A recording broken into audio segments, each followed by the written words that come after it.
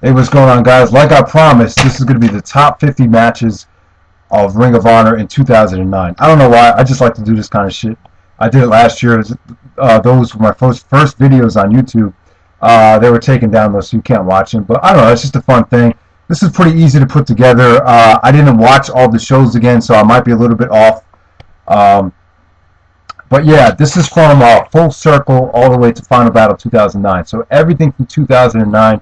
I always hate it when the ROH message board, they usually do it from the end of the last year towards the end of this year, so they kind of cut off Final Battle, and then they do the match of the year thing. I like to keep it, the exact year. I just don't think it makes sense. Like the 2007 match of the year, or the 2007 Austin Aries Nigel McGuinness match was actually the 2008 match of the year. I just hate it when guys do it like that. So I don't know. This is just the way I do it. If it took place in 2009, it's officially eligible for 2009. So, alright, so top 50 matches, let's get right down to it. Number 50, I'm going to go with Steen and Generico versus Davey Richards and Chris Hero. This is from Boiling Point, Edison, New Jersey. This took place back in November. I was there live at the show with Next Big Thing was there, Wrestling Handyman. So, I don't know, I had a pretty fun time. It was a nice short show, but this main event did save the show. It didn't come off that well on DVD, but I thought this was still a great match, great main event, great action between the two tag teams. It felt like a house show main event, but it was still pretty fun though. So, number 49, I'm going to go with the Briscoes versus the American Wolves from Final Battle. Now, I thought this was kind of disappointing, but it was still good. Briscoes actually won the tag team titles here. I don't know. I was just a little bit disappointed. Like I said, I just expected a lot more out of these two tag teams, but both of the tag teams are dealing with some injury problems. But it was a big show. It was a big match. It had a big title change, so. Still good enough to make the countdown. Number 48, I'm going to go with Nigel McGuinness versus Tyler Black from Full Circle. This is the very first show of the year from Manassas, Virginia. I don't know. I thought this match was okay. It was a non-title match. Tyler Black actually got the feel-good victory. So, I did a lot for Tyler Black, but this show was terrible. But I thought this was a pretty good match, pretty good main event. Number 47, Steen and Generico versus the Young Bucks from Aries versus Richards. This took place back in November. It took place in Canada. I mean, it was a pretty good tag match. Oh, no, not in Canada. It took place in Detroit, actually. But, I don't know. This is okay. I don't like it as much as some people. I thought it started off pretty slow. But, Young Bucks and Steen and Generico had a lot of great matches this year. But this is probably the weakest one, in my opinion. Number 46, we get Nigel McGuinness versus Austin Aries. This was from End of an Age, which was a phenomenal show. This is the main event. I think this is underrated. Now, I know Nigel was hurt, so they couldn't do a lot of things. But I still thought this flowed really well. I think Nigel and Aries have great chemistry. And I thought it was a pretty underrated match. Aries actually successfully defended the title. I believe he beat Nigel with the brainbuster to get the win. So, number 45, I'm going to go with Claudio Castagnoli versus Davey Richards. This is from the Final Countdown Tour, Dayton. So it took place back in September. Yeah, I mean, it was this almost stole the show. It was really good. Claudio was really hitting his stride towards the Final Countdown Tour, and I thought him and David Richards put on a great match. A lot of nice reversals in this match, so definitely check it out. Number 44, I'm going to go with Sonjay Dutt versus Roderick Strong from Manhattan Mayhem 3. I thought this was phenomenal. I think these two guys almost sold the show. I mean, it was really good.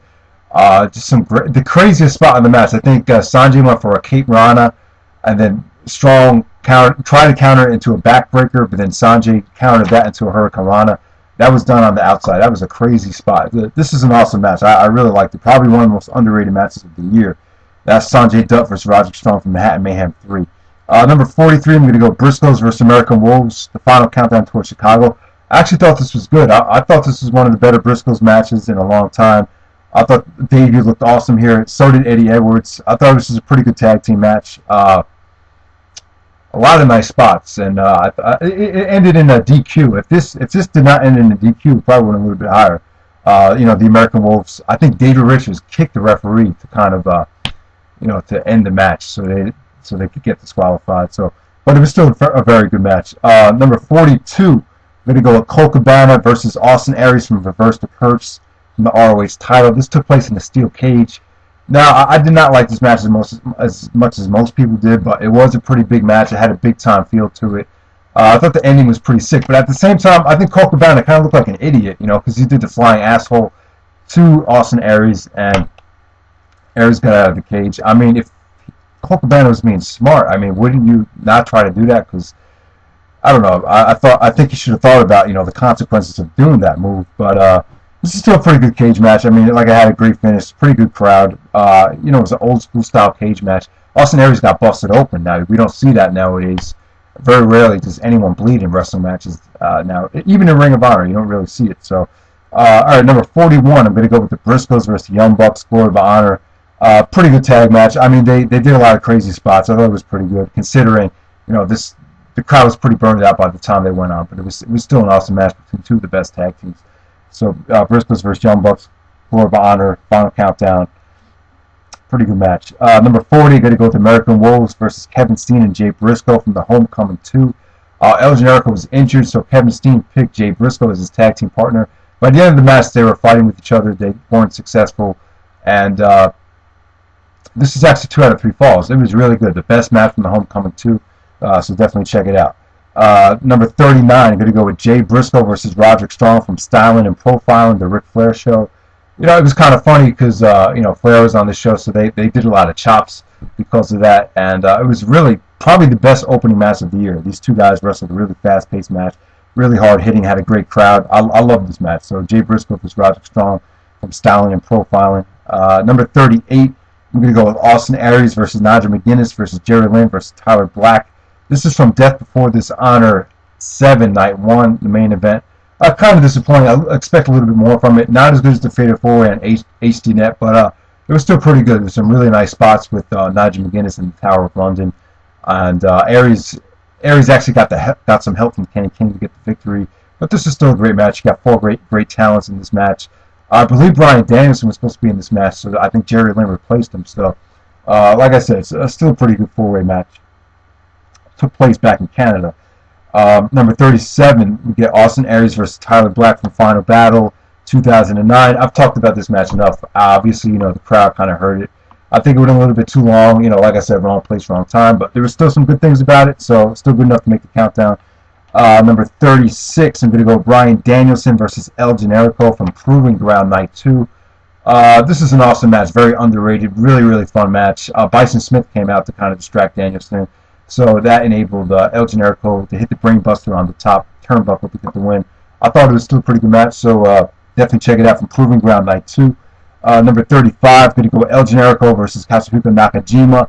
This was from the Omega Effect. Just took place recently in November. I don't know, I liked it. I thought it was pretty good. I did not like the finish, but the overall match from start to finish was pretty awesome. Nakajima and El Generico, 2 phenomenal talents. You know, you pretty much get exactly what you expect from those guys. Number 34, I'm going to go with Chris Hero, that young knockout kid, versus Lance Storm.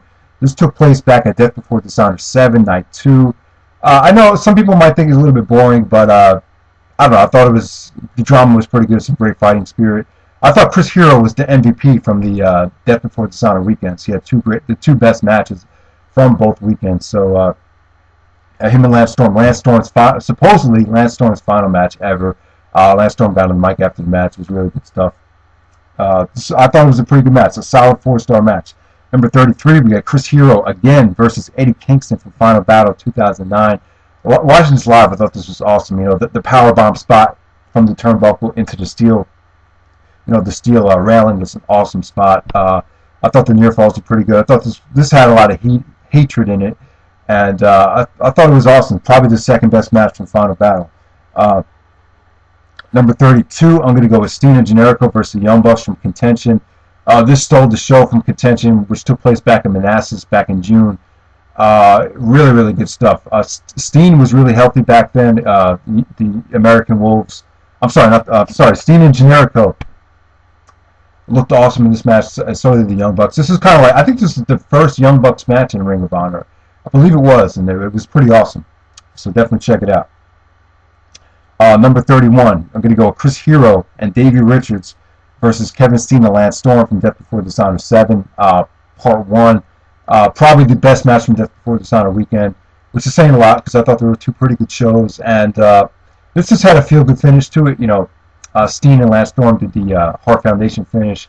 And this is just a really, really fun tag match. Like I said, the best match from Death Before Dishonor weekend.